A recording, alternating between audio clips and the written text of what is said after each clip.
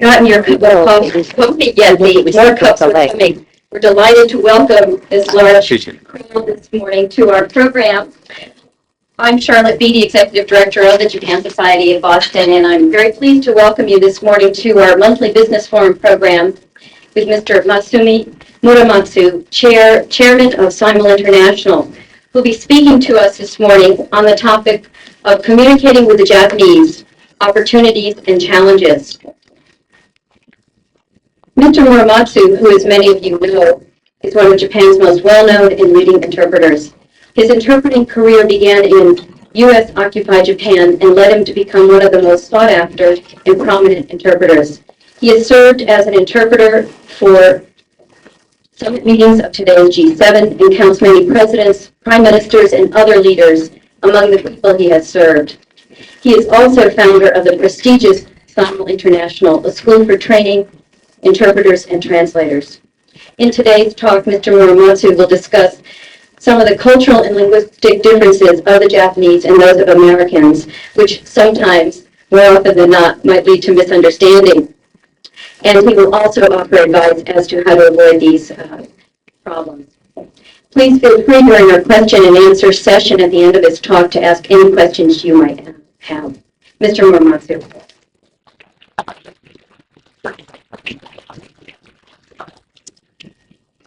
Thank you for your very kind introduction, BT-san. As we should say in Japanese, since we'll talk to each other, but we only met this morning.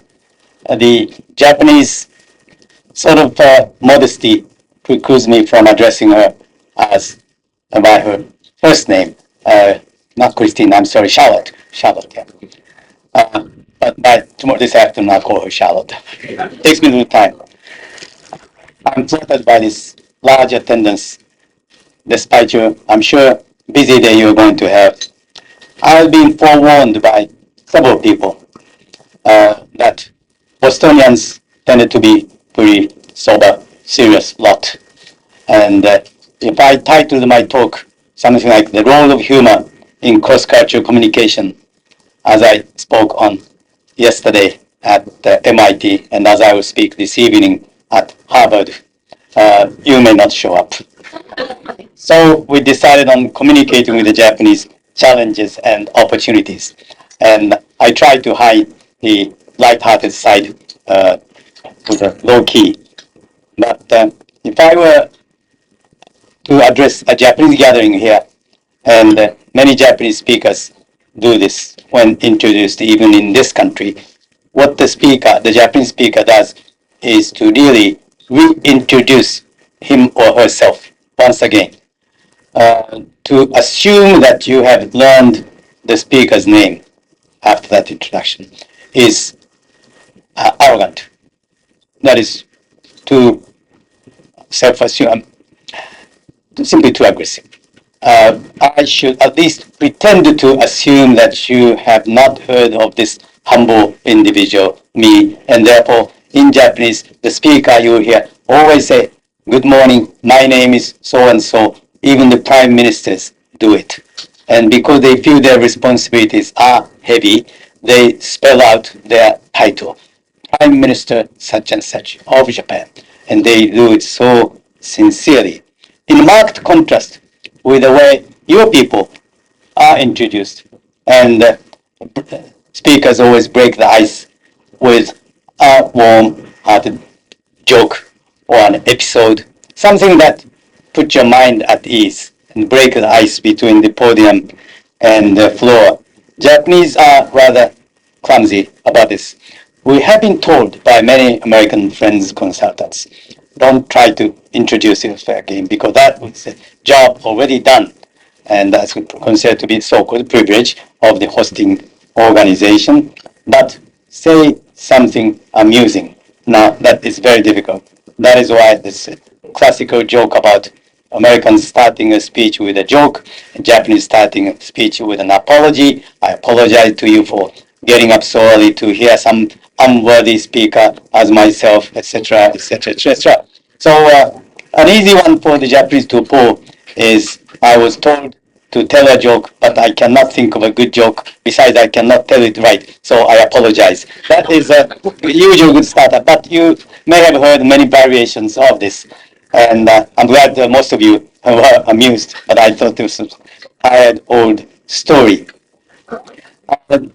I touch only lightly on some of the nonverbal aspects of communication. A few things like how not to sit in front of the Japanese people.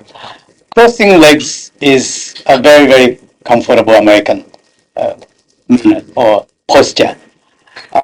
In Japan, especially for the first timers, and especially if you are calling on your important client, or certainly someone older than you, you wouldn't cross your legs on the chair, particularly in the lower sofa. When it's very comfortable, you tend to do it. Now, we do it too, in some circumstances. I made almost a boo-boo. Last year, when I accompanied the chairman of Keidanren, a very powerful Federation of Economic Organizations, Dr. Toyoda. If you think you have heard his name, its name is on the cars you drive. The car's name is spelled Toyota with a TA. Family name is Toyoda with a D. I've never been given a convincing explanation, but he was visiting 6 at that time, 7 including new member, Vietnam. But I wasn't called in to come to Vietnam because they prefer to speak Vietnamese after, which was good for them. And I accompanied him and his delegation to the 6 then member nations of ASEAN. And in 3 different trips.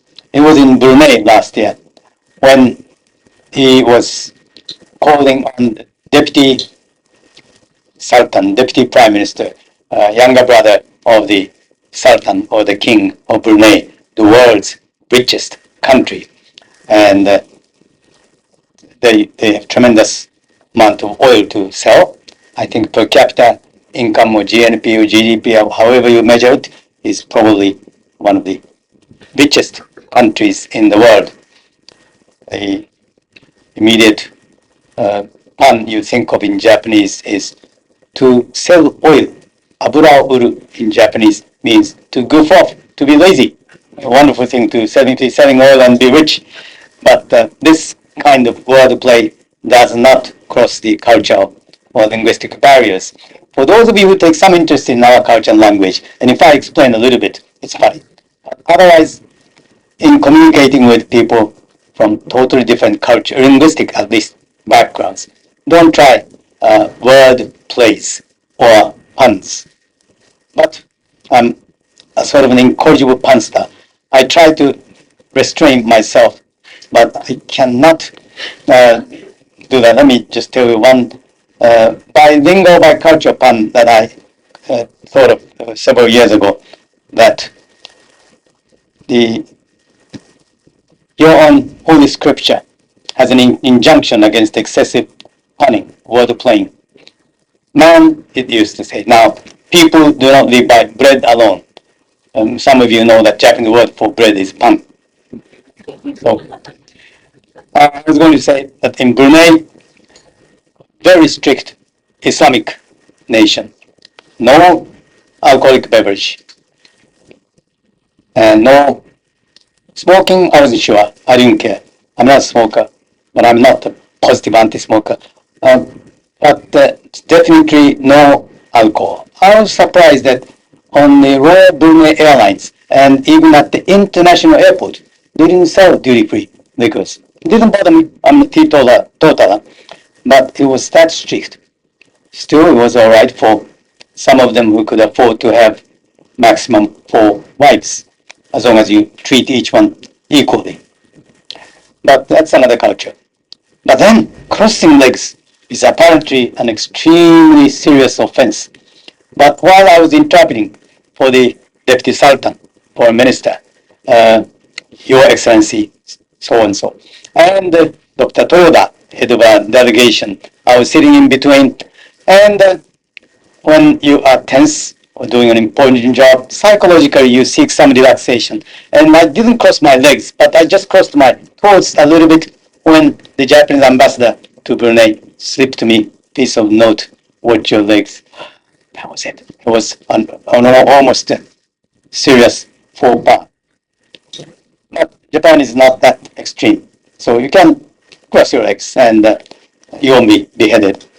And people take a little more offense when you don't take the meishi or business card seriously. The Japanese are usually the first in the world to produce business card, meishi. Until we see the other party's meishi, or at least your name and affiliation and title in print, we are not quite comfortable. This, I suppose, comes from the ancient Chinese culture. This is the proof of your identity, who you are. Without it, you are nobody, you don't exist. That is why the ritual of exchanging business cards. Junior party is expected to produce it first, and the senior party, in exchange, gives his or hers.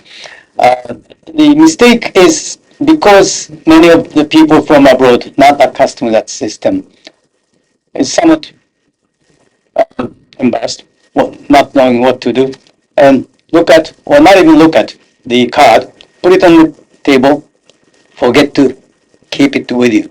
And that is pretty bad. That means I ignore you. I'm not interested in you. Worse yet, some people, I've seen some pretty important people and people whose names you recognize, visiting from Japan, from this country, receiving meishi, playing with it, in fact, folding it, almost making an airplane out of it. I've seen people do it. But nowadays, many of you have learned these games, and in fact, the Japanese are pleasantly surprised that you draw your card folder and give it to you ahead of the Japanese, and we feel very ashamed. Now, getting into the language aspect of communication, which is more of my specialty, Charlotte majored in applied linguistics, I'm told. My linguistics is sort of street linguistics. But I've been doing this long, since 1949, when I got my first job under the very benign, thank God, Allied occupation, Allied, i.e. American, of Japan. And my first job in summer of 49 was a clerk typist, monthly salary, 6,000 yen, not bad. At that time, it was better than starting salary for a university graduate, non-engineering. So it wasn't bad for a 19-year-old kid who, however, could type 50 words a minute. And when the electric typewriter was invented, I recorded 80 words a minute. And I was flattered to receive a nickname from my American superiors that you are the fastest typist west of Hawaii or something.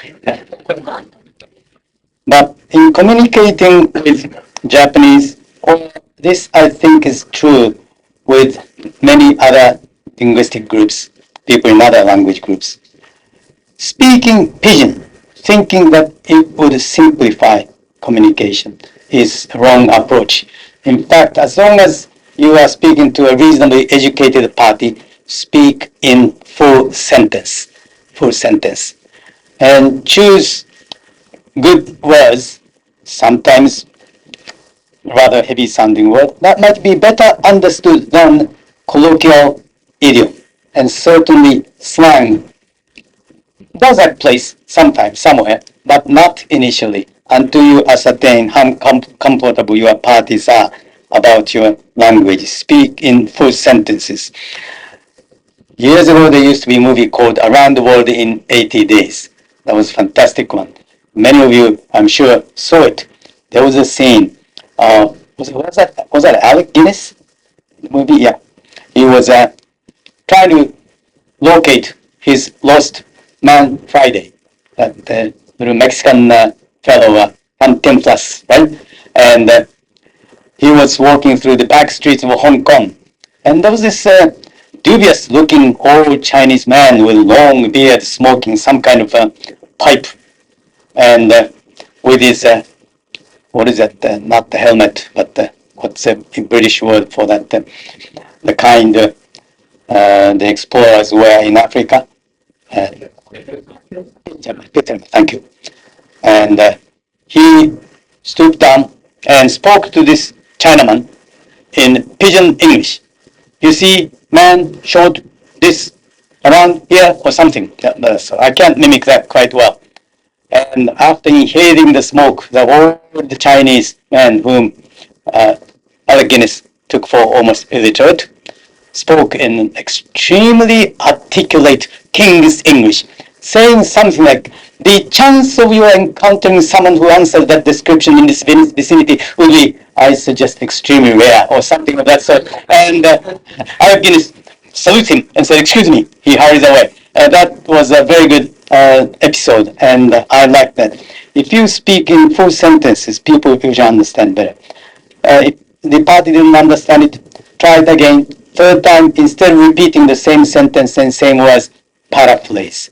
In other words, change your expressions. In fact, this is a technique interpreters use in consecutive interpreting situation. That is not simultaneous interpreting. In simultaneous, you have no chance of stopping the speaker. You are secluded from everybody. You are in a glass booth. You only hear the speaker out loud in your headphones. You can't go out and tell the speaker, hey, you slow down, or would you repeat that sentence? You can't do that. In consecutive interpreting, not paragraph by paragraph, but after one piece of utterance, you interpret, and then English is spoken again. In an informal situation like business negotiations. In fact, in some of the very, very frequent trade negotiations about aviation, insurance, and so on between our two countries, thanks to which we keep very busy. We seem to be thriving on other people's conflicts and confrontations. But often you can, yes, and stop the speaker, ask for clarification. What I train young aspiring interpreters to do is, if you would ask the speaker, excuse me, will you repeat it?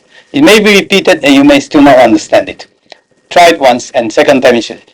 Best thing is, excuse me, can you paraphrase it? And this trick works just as equal as well when interpreters are not involved.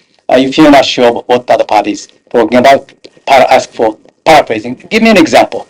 I think you all do it naturally, every day. Let me give you an example. That is what you do. Matter of Japanese values of courtesy. Courtesy may be universal, but courtesy is expressed in different ways. I think the Japanese people like to repeat the expression of your thanks to you for your having been kind, for example, to my son last summer when he stayed, homestayed with you. And we repeat that every so often.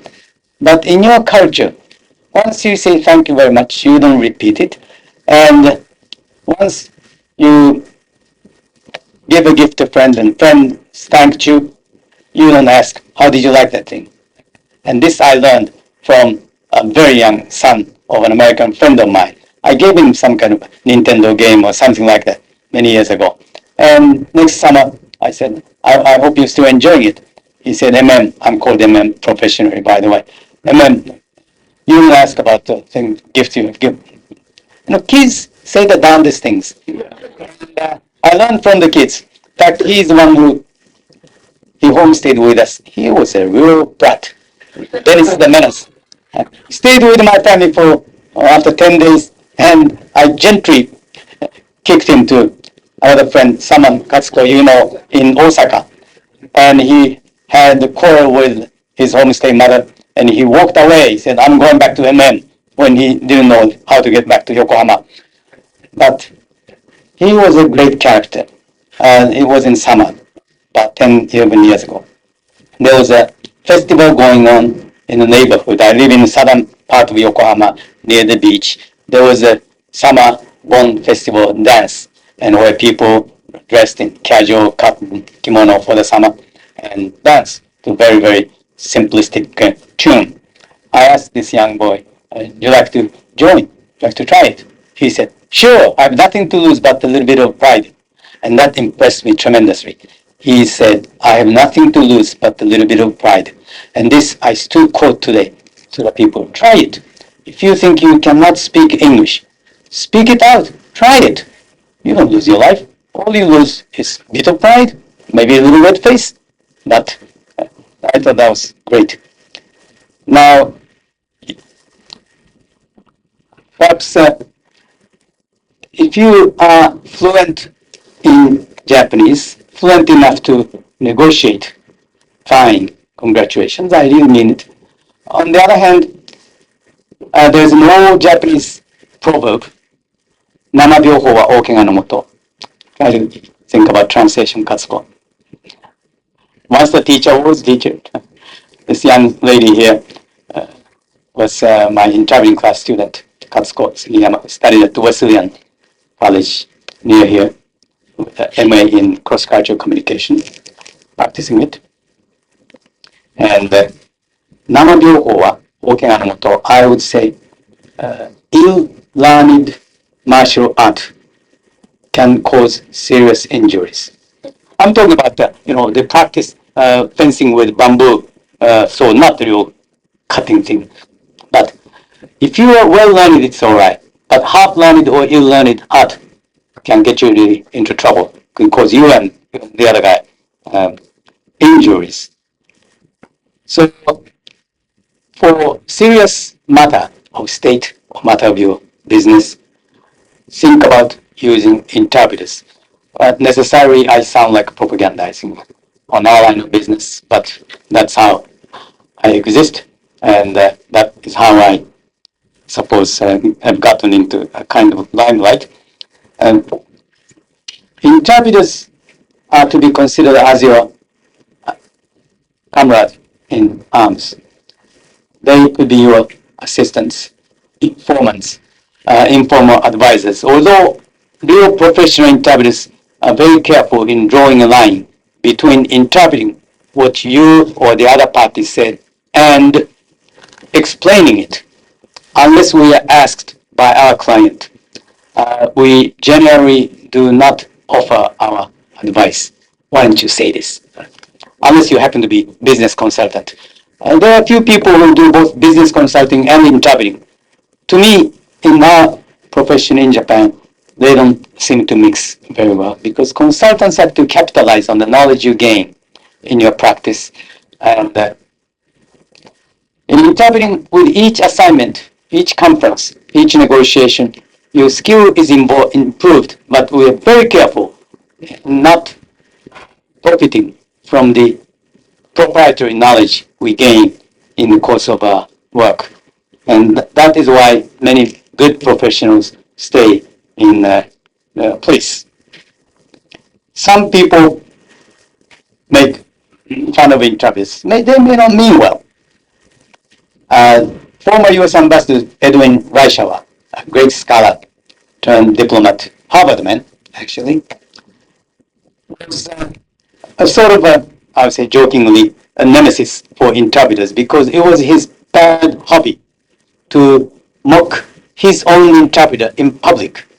Fortunately, I didn't do those often, but as U.S. ambassador, he had a very famous interpreter, Sen Nishiyama, a good friend of mine. He is probably the oldest interpreter around. He's pretty much retired, but he was an American embassy employee. Reischauer, quite fluent in Japanese, but as the top U.S. diplomat in Japan, he would not speak Japanese. To be absolutely safe and careful, and to be formal, he should speak his mother tongue. Mother tongue, is that all right? Is that gender neutral? Parent tongue?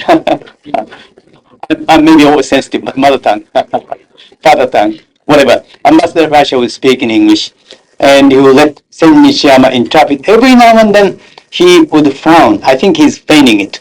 And tell him, Sen, I don't think that's exactly what I would like to say. And Nishiyama-san will try against it. That's better. And the audience enjoy watching that. I sympathize with Nishiyama-san. I said, I don't know how he can take it. I can't. He said, that's all right. He's my boss.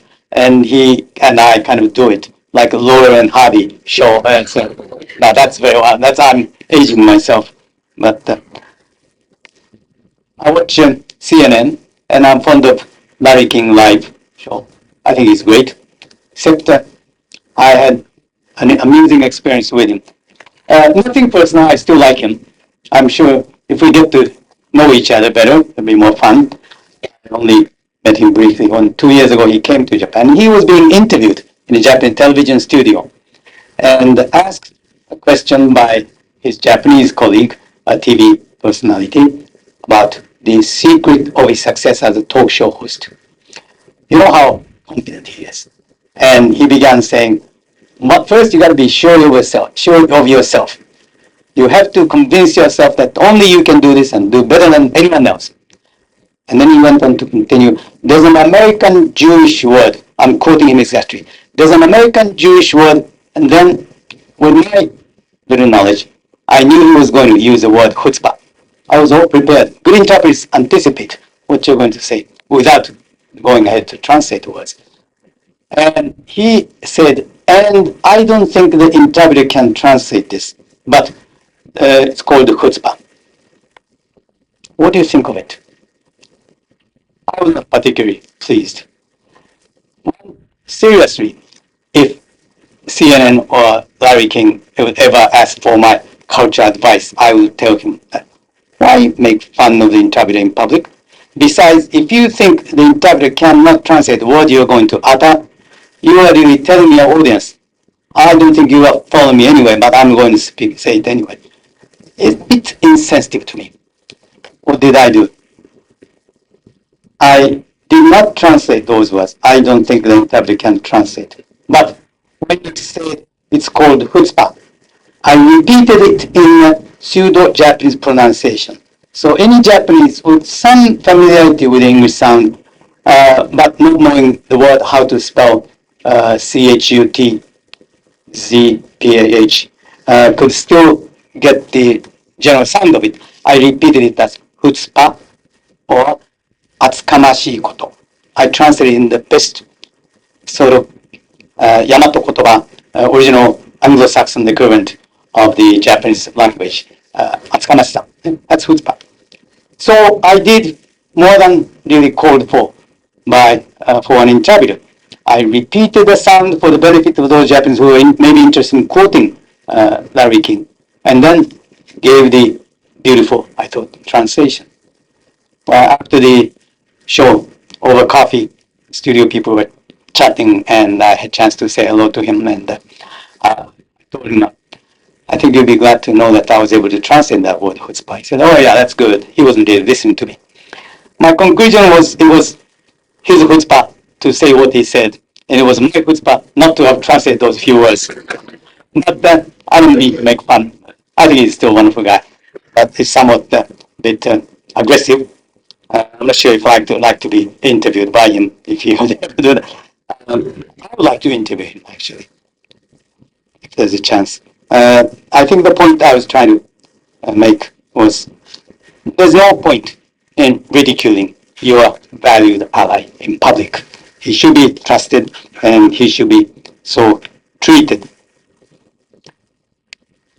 In communicating with Japanese, or in fact, with people from any other lands, I find using and explaining to the appropriate degree interesting idioms, proverbs, make it spicy, make your communication quite spicy. I think it is wrong to say, don't try to tell a joke to a foreign audience. They won't understand it. Or the worse yet, the interpreter won't be able to translate it. We take little offense at that. If the speaker means to entertain the audience, I've always done my darndest to convey the degree of warmth or humor or good sportsmanship or sportspersonship to the audience, generally with some success. And that always wakes up the audience and drives your points better home with the audience. I have over the years, since I first came to this country in 1956, after about 6.5 years of practice as clerk typist and then the interpreter, etc. during the occupied Japan and after the peace treaty with no, in fact, it started before the peace treaty, helping the U.S. Military rearm Japan, National Police Reserve and all that. There's self-defense forces. And I came to this country to interpret for the U.S. State Department. That was a tremendous experience. You have a couple of reprints on your table. The two items, one about how the U.S. taxpayers' money was put to good use is my favorite piece that explains how I have come to learn or speak English to become an interpreter. I heard American host people, people with businesses, factories, research organizations, bureaucracies, explain to us idioms like if it ain't broke, let's not fix it. First I said, what? If it ain't broke, or in other words, if it's not broken, let's not fix it. Interesting. The proof of pie is in eating, etc. Oh, that's you drive it by the seat of your pants. When I first heard it, what? Pants. To us, in those days, were unmentionable words. But then to drive it by the seat of your pants, that's interesting. Now, use these sparingly, but occasionally to enliven or spice up your conversation. But take a little time to explain it. Your audience will appreciate it. Likewise, I encourage my compatriots to use Japanese proverbs or Japanese idioms and explain, and your visitors from abroad will often appreciate it. A very easy example is a set of proverbs, East and West, meaning about the same thing, but approaches or expressions are totally difficult. Here you talk about nothing ventured, nothing gained, or nothing ventured, nothing gained, to be more grammatical. The Japanese equivalent, which we borrowed from our Chinese mentors centuries ago, is koketsu ni razumba kojo is, unless you enter the tiger's cave or there, you can't catch a tiger's cub. If you want, you have to take a risk. On the other hand, Confucius, being ever so clever, said something like, the wise shall never approach anything dangerous. And here you have something like, discretion is a better part of valor, etc. The other day I heard that phrase, slightly altered, spoken by John Wayne in the movie The Alamo. That was very interesting.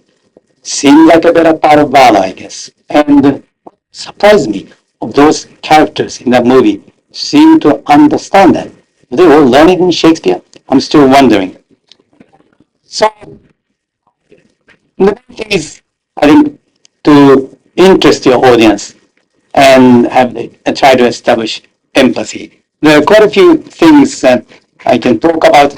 I tried carefully not to repeat the anecdotes and jokes I've already told the MIT students last night and Tufts students yesterday, and I'll save some good ones for Harvard for this evening. But I would be very happy to try to answer your questions and listen to your comments. And by the way, I'd like to introduce another friend of mine whom I met only a couple of months ago in Tokyo, Catherine Leary. Forgive my pronunciation of Japanese, Leary. Catherine Leary, stand up. Thank you. She publishes a journal called Japan Watch. She counsels both our peoples about proper relationship, business particularly. Thank you. And she came from New York, especially to join this breakfast. You took a 5 o'clock plane, something? 5 bus? From you. My goodness. Thank you for the trouble. And thank you. I would appreciate your questions. Yes, sir. What are these issues of technical, scientific, and engineering translation? Does the interpreter need to be schooled? I'm not thinking about simultaneous translation so much as consecutive. Yes. Yes, our interpreters are well trained. We have a school called Summer Academy of International Communication with 5 locations, 3 in Tokyo, 1 in Osaka, 1 in Kyoto. Kobe had to be closed because of the earthquake damage. That was a good question because the rookie or novice interpreters can handle seemingly difficult technical subjects much better than they can handle esoteric or diplomatic or sophisticated discussions. You can see they can almost overnight memorize a long list of technical terms. Young people can, not as you get older. It will take me a lot of time and effort to try to learn a completely new set of technical jargon. And it is not cost effective, and to use the economist term, it's not of relative or comparative advantage. I rather let young people handle technical discussions, how to program certain software, how to maintain this machine, or designing nuclear safety disposal systems, etc. Astronomy and all these things, young people do it much better. Yes, however, they do need to be supplied with background materials. Assume you are with a technical outfit, you're meeting Japanese people, you need an interpreter. Give the person a handy glossary in as much advance as possible, not 6 months, but at least a couple, 3 days earlier. And if you have your corporate brochure showing what kind of products you manufacture, by all means show it to the person, familiarize the interpreter. So it's called a briefing. And if at all possible, try to get together with the interpreter a day before, a couple of days before, just before the breakfast meeting for briefing, last minute briefing session. And if you have written your presentation carefully, there's every reason that a copy of that should be given to the interpreter. Because written speeches and the sentences are more ornate, longer, more convoluted sometimes, and it doesn't render itself easily for instantaneous oral or verbal interpretation. Give it to the interpreter, let the person have time to digest it and check with you what does this word mean. When the conscientious interpreter asks you to explain what this expression, this technical term means, please don't ever say that. Never mind the meaning, you just translate that. That's the last thing we want here. We want some explanation, lay people's explanation. Enough for us to get some feel of it. Then we think about if the convenient equivalent term doesn't exist in Japanese, we'll try to think about something or do even some research. That's a lengthy answer to your question. Thank you. Yes, sir. Comment on gifts in general, or treatment of gifts. Secondly, if you have a book you consider a good book that gets into social aspects. Books, there are very many. I'm trying to think of one or two good ones. Gifts, much too much has been made of gift giving. You don't have to take it very seriously. If you go unprepared and you think you should have brought one, you can always apologize. I enjoyed meeting you, and I think of something that you might enjoy from my hometown or something. Too expensive a gift embarrasses the recipient, of course, like in this country too. No, I don't attach too great importance to gift exchanges, particularly in modern days of business. Little token will be appreciated. I would encourage some nice, not too bulky coffee table kind of book about Boston today. Not that big, huge Boston from the air or something that might be. I like that book, but it may be too heavy. Something nice, handy. Sometimes a set of postcards may be good. Set of greeting cards in good taste. Boston landscape, maybe in fine drawing. Something of that sort. Lightweight, not too expensive. Books about Japanese business manners. I don't know, Kazuko, maybe you can help me. There are many. I understand there's a local Japanese bookstore. Sasuga is the name. Also, we do have a list at the Japan Society. Very good. Yeah, I think the Japan Society is a much better source. Yes, thank you. Yes, Catherine.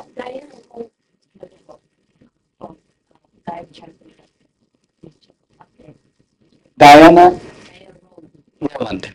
Warner is the publisher. And you have a copy in your library. We do have a copy of the older edition. Very good.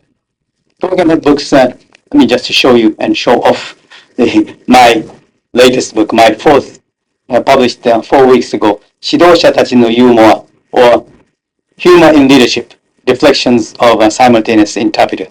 I heard a lot of flattering comments about the cover picture of me in dark blue suit coming down the steps of a beautiful building. And I found out most of the compliments were referring to the building. That's Bill Gates' Microsoft headquarters in Seattle. No wonder young people recognize it. But here I have jotted down the episodes, jokes told by, episodes pertaining to the jokes told by famous people. Some Charlotte mentioned, others include Lee Iacocca, Jeffrey Archer, Paul Keating, last Prime Minister of Australia. Some of the local scholars, like Paul Samuelson, is my favorite. His academic rivals, like Milton Friedman, John Kenneth Galbraith, to throw in an interesting one, Yasser Arafat. The index of the names referred to is in the back of the book.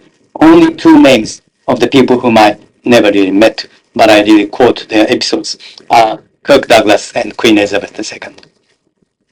So I wish you could read this. I'm going to see if the local bookstore will purchase this and carry this. Thank you. Yes, lady. I'd be interested in a little bit more information about the school that you're running. Yes. What the length of study and what sort of courses they go To become an interpreter. We have various courses. We start with a very preliminary English course for anyone who's finished high school who are willing to open their mouth, all the way to very intensive English like writing and translation. But for interpreting courses, basically courses for 1 year. It's not a full-time institution, part-time. Interpreter trainees generally take 2-hour courses twice a week.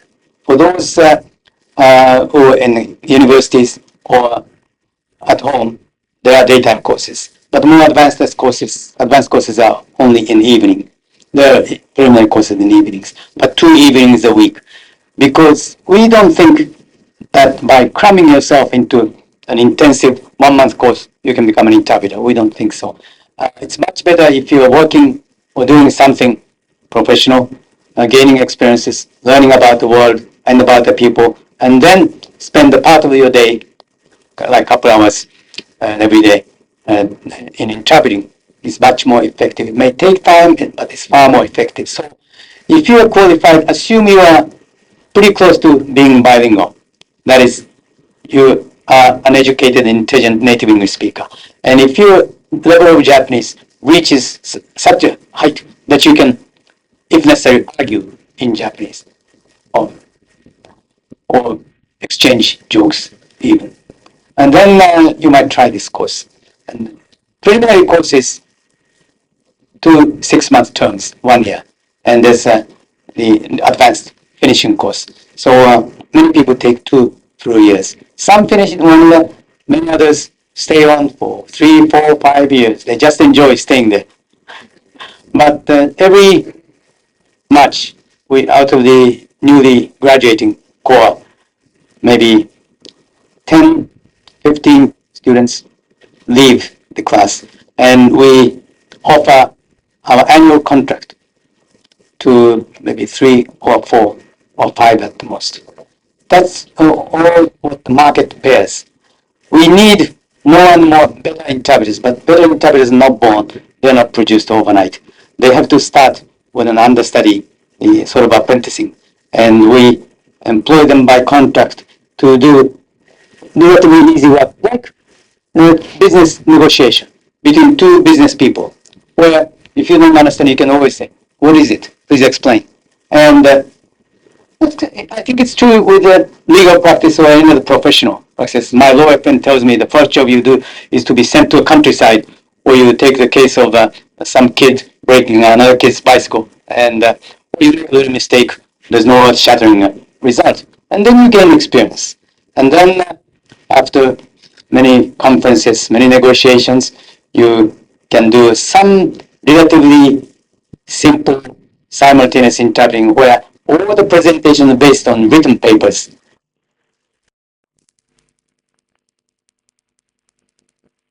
Just trying to match what you read with what you hear. No, you can't do that. It's much more difficult than listening and talking at the same time. So veterans, when this happens, simply don't look at the paper. Listen to what you hear. But that's, sorry, long answer, but I'll be happy to fill in you. Yes, ma'am. To what extent is English study offered to Japanese schools? Not at the primary school level as yet. It is starting.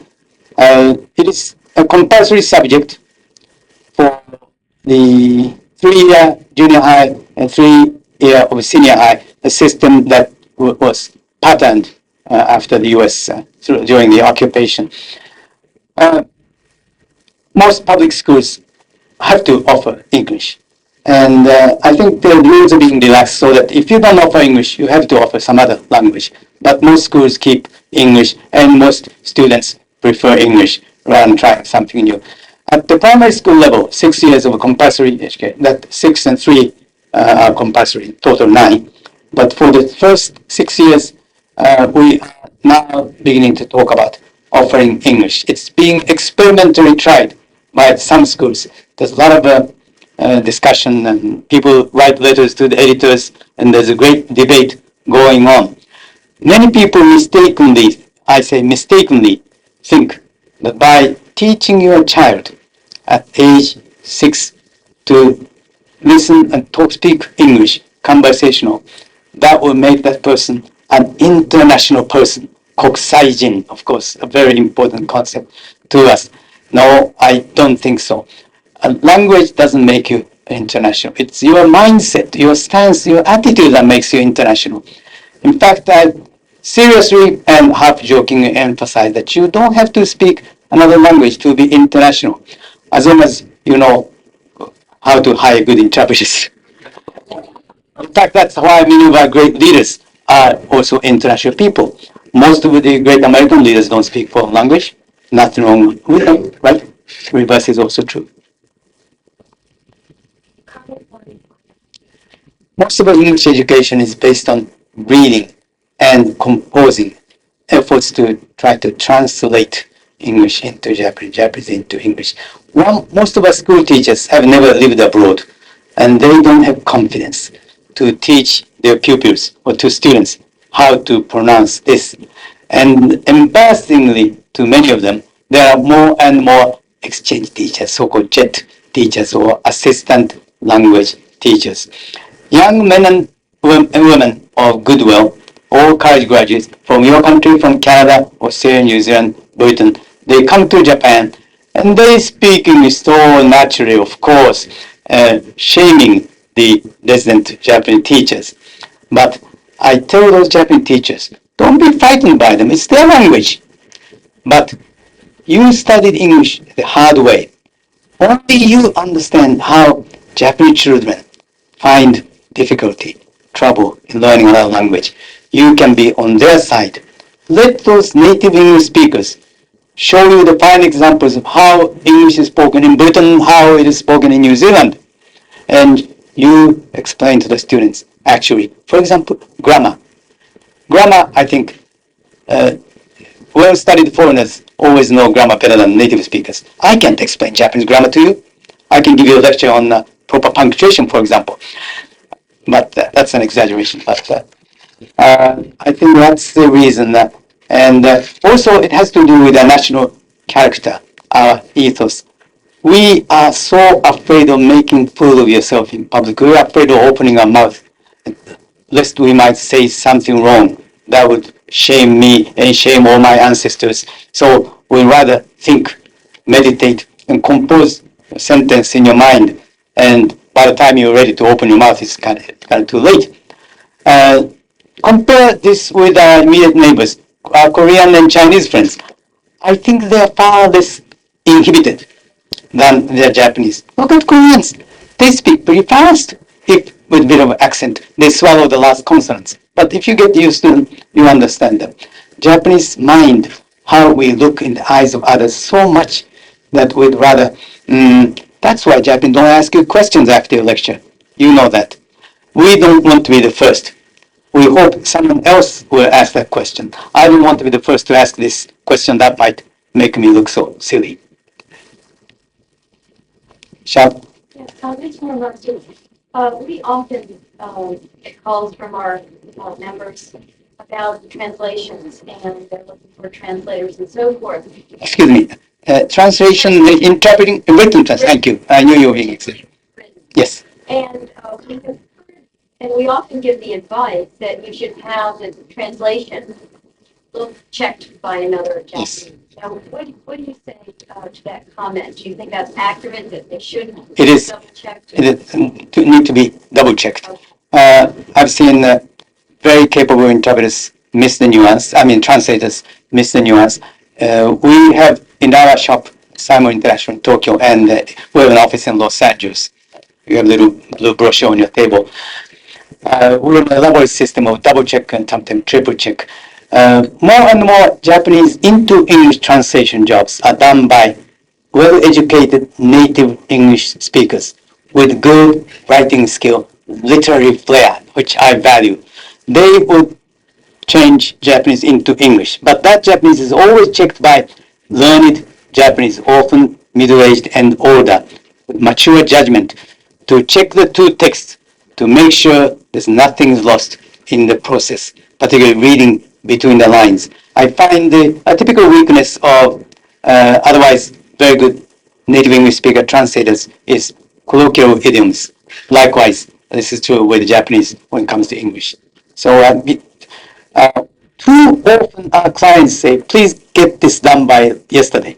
That kind of request. No, translation by nature of the beast takes time and should be done carefully because the client, they always say, no, we need this by tomorrow. Do a quickie job.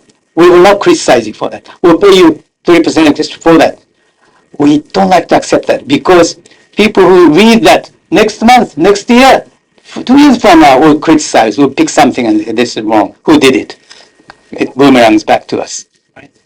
Interpreting, by contrast, is instantaneous. And if you get by, if you convey not just the words but the message and, in fact, the mood or the personality of the speaker, that's the best thing you can do. And I think that's my answer. Thank you. Yes, sir. It's just interpreter training in the United States. I know you said you have great schools in Japan. And I know in the US there are a couple of places. I think Monterey has an MBA program in interpreting and stuff. But are you thinking in the future of maybe opening up some, or does your California branch have a school there, or are you thinking of opening up a school there? Let me say, we don't have any school here, not yet. Not yet. Hoping that one day we may establish some foothold. We are thinking about running some limited period intensive training course, sort of experimentally, like in the East Coast, on the West Coast, for those who like to try the chance of becoming an interpreter, or for those interpreters already in practice to further polish up the skill to the highest possible level. We might done that. It will be a costly operation, therefore tuition cannot be cheap. But I like to think about it. In the United States, Monterey Institute of International Studies, not to be confused with the Defense Language Institute. They're located close to each other, but totally separate. MIIS or MIS has a very good translation and interpreting department. And their teachers are almost, in so far as Japanese English is concerned, their teachers are always my former students. And so I can tell that they're conscientious. And they also send, this is a master's degree course. They send many of the students for 6 months to 1 year to Simon Academy on an exchange basis. And even though we are not the government accredited college, Monterey accepts our sort of credits to them. And vice versa. We send some of our junior level students to Monterey for 6 months to 1 year. think we've run out of time, Mr. Muramatsu. On behalf of all of us here today, I would like to thank you for an extremely informative and entertaining speech this morning. And on behalf of the Society, I'd like to present you with a small token of our appreciation. Thank you very much. Thank you very much. You know, in Japan, about gift giving, in Japan, you never open the gift on that occasion. We take it home and then open it and say either wow or oh. Thank you. Thank you. Speaker, this was wonderful. Thank you very much. Time-wise, it was all right? Perfect, yeah, Good Q&A. yeah, excellent.